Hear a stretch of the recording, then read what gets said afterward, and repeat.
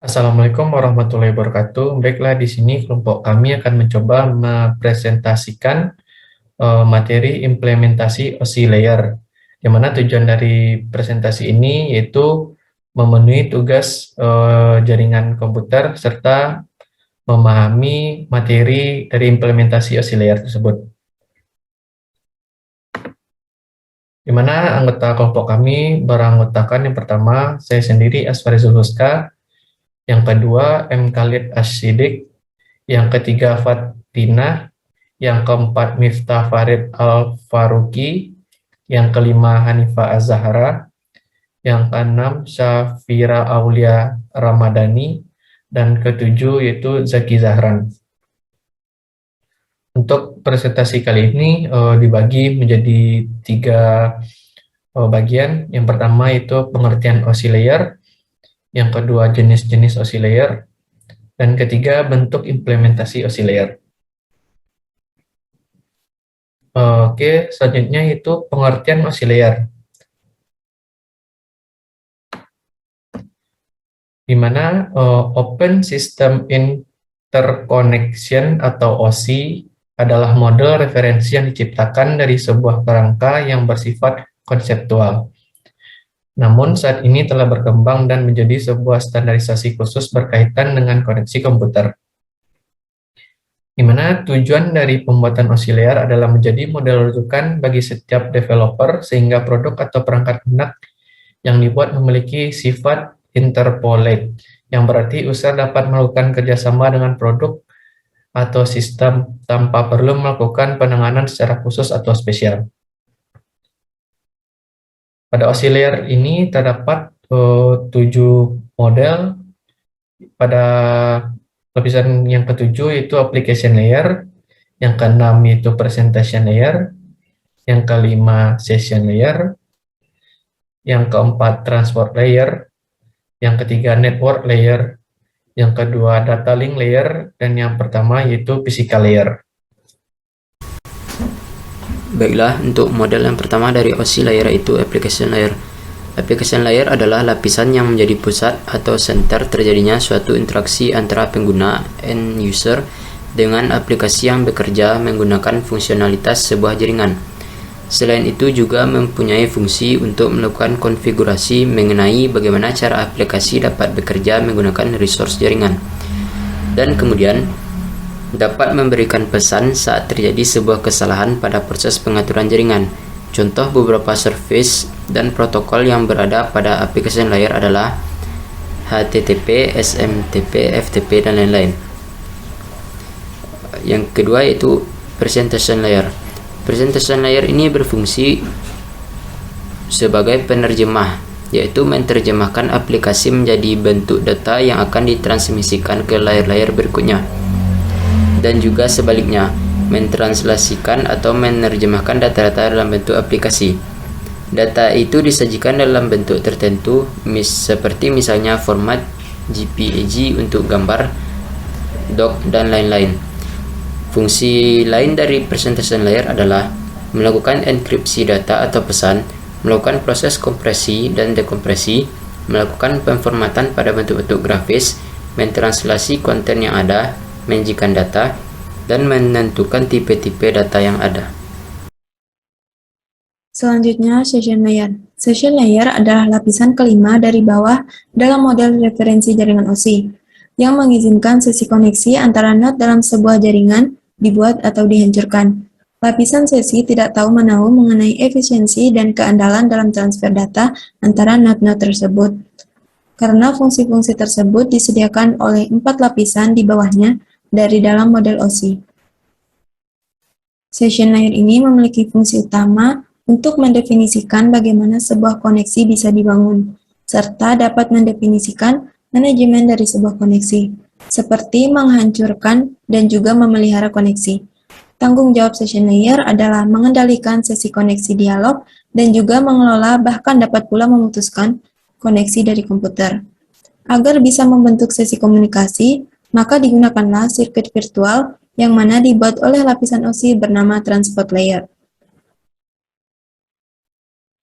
Berikutnya transportation layer. Transport layer merupakan lapisan keempat dari model referensi jaringan OSI. Lapisan transport ini bertanggung jawab menyediakan layanan-layanan yang dapat diandalkan kepada protokol-protokol yang terletak di atasnya. Transport layer merupakan lapisan OSI yang memiliki tugas sebagai pengantar. Fungsi utama dari transport layer adalah yang pertama, memecah data ke dalam paket-paket data. Yang kedua, mentransmisikan data dari session layer menuju network layer maupun sebaliknya. Yang ketiga, membuat penomoran pada paket-paket data sehingga nantinya dapat disusun kembali dengan mudah. Yang keempat, melakukan proses transmisi ulang pada paket data yang hilang. Berkat adanya transport layer ini, maka setiap data bisa saling berjalan dari server menuju kliennya dengan lancar tanpa adanya gangguan. Selanjutnya kita akan masuk pada layer ketiga pada OSI layer, yaitu network layer. Network layer bertanggung jawab untuk menetapkan jalur yang akan digunakan untuk melakukan transfer data antar perangkat di dalam suatu jaringan. Tugas dari network layer ini adalah membuat header untuk paket yang berisi IP, baik IP pengirim ataupun IP tujuan. Pada suatu kondisi, network layer juga melakukan proses routing melalui internet networking dengan menggunakan bantuan router atau switch pada layer ketiga. Kemudian router jaringan beroperasi pada layer ini. Router itu merupakan perangkat jaringan yang akan memproses proses routing. Kemudian network layer juga mencari rute yang terbaik dan tercepat agar paket data sampai ke tujuan. Pada layer network menspesifikasikan aturan-aturan. Yang pertama adalah data routing antar banyak jaringan. Kedua, fragmentasi dan membentuk ulang data. Yang ketiga, identifikasi segmen kabel jaringan. Protokol yang diterapkan pada layer network ini yaitu pertama seperti IPX protokol, TCP/IP protokol, ECMP, ARP. Nah, jadi network layer ini tuh berfungsi sebagai transfer data antara perangkat ya dalam satu jaringan. Nah, selanjutnya kita masuk pada layer kedua, yaitu data link layer. Data link layer ini memiliki tugas untuk menentukan setiap bit data dikelompokkan menjadi format yang disebut dengan frame. Jadi kalau data link itu tuh datanya tuh sebagai formatnya frame, tapi kalau di network layer itu sebagai packet. Selanjutnya, data link layer bertanggung jawab untuk memeriksa kesalahan yang mungkin terjadi pada saat proses transmisi data dan juga membungkus bit ke dalam bentuk frame. Data link layer juga mengolah skema pengalamatan fisik seperti alamat MAC pada suatu jaringan. Dan pada data link layer merupakan salah satu layer OSI yang cukup komplit. Oleh karena itu, layer ini kemudian dibagi menjadi dua sublayer, yaitu layer protokol, yaitu layer media access control atau MAC, dan kemudian layer logical link control LLC. Pada MAC ini, yaitu media access control dia itu akan berfungsi sebagai bertanggung jawab untuk mengendalikan bagaimana sebuah perangkat jaringan memperoleh akses ke media atau izin untuk melakukan transmisi. Kalau layer link logical itu bertanggung jawab untuk mengidentifikasi dan membungkus protokol network layer dan mengontrol pemeriksaan kesalahan dan juga melakukan sinkronisasi pada frame. Nah, itu adalah data link layer. Selanjutnya kita masuk pada layer terakhir atau layer pertama dari OSI layer, yaitu physical layer. Nah, physical layer ini bertanggung jawab untuk mentransmisikan bit data digital dari physical layer, perangkat pengirim itu sumber, menuju ke physical layer perangkat penerima tujuan melalui media komunikasi jaringan. Fungsinya adalah untuk mendefinisikan media transmisi jaringan, sinkronisasi bit, metode pensinyalan, serta membangun arsitektur jaringan seperti perkabelan dan topologi jaringan. Pada tahapan atau level ini juga mendefinisikan mengenai bagaimana sebuah network interface card dapat berinteraksi secara langsung dengan media kabel dan perangkat radio. Ini adalah bentuk gambaran dari layer 1 physical layer. Selanjutnya dijelaskan mengenai implementasi hasil layar. Baiklah, saya akan menjelaskan implementasi application layer dan presentation layer. Application layer adalah lapisan yang menjadi pusat terjadinya interaksi antara pengguna dengan aplikasi yang bekerja menggunakan fungsionalitas sebuah jaringan. Pada layer ini tersedia beberapa protokol, contohnya saat pengguna melakukan pengiriman email, maka pengguna dapat menggunakan protokol SMTP. Saat pengguna atau user mengirimkan email, data dari email tersebut akan ditranslasikan ke dalam bentuk biner. Kemudian data dalam bentuk biner tersebut akan dikompres atau dikecilkan ukurannya.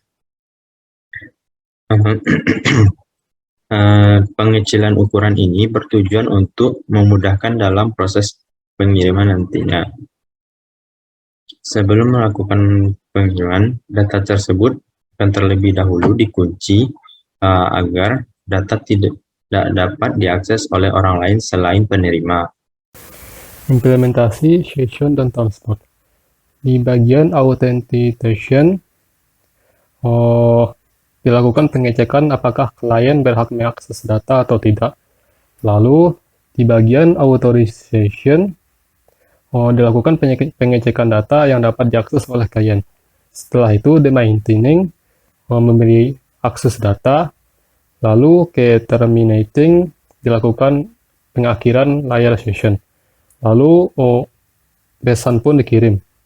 Setelah dikirim, pesan pun dibagi menjadi segmen-segmen kecil.